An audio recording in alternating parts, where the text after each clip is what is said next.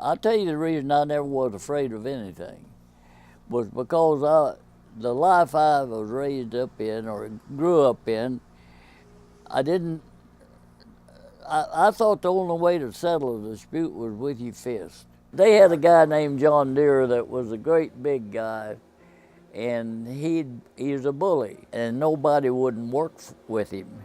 So when Fred Holland, the manager of the whole outfit, he hired me, and the first day he took me and John out on a wash rack, and he said, "I'm going to let you two guys work together, and I want you to get along."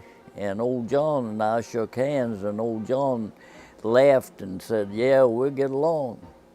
I said, "We'll get along until you throw that oil can at me. You better duck, 'cause it's coming back."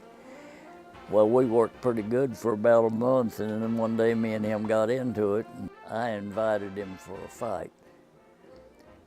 And he hit me one lick and knocked all my teeth.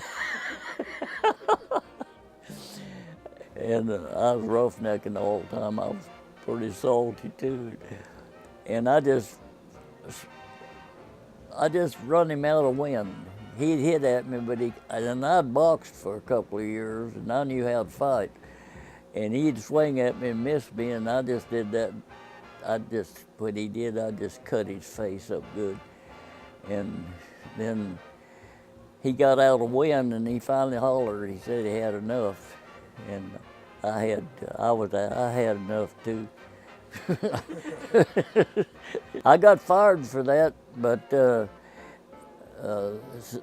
manager gave me a letter of recommendation like you wouldn't believe. Yeah, he said the Air Force needs people like you, or not the Air Force, the Army. He said needs people like you. And I was going to Berlin, and they said over here at Doomer Lake is this 262 field.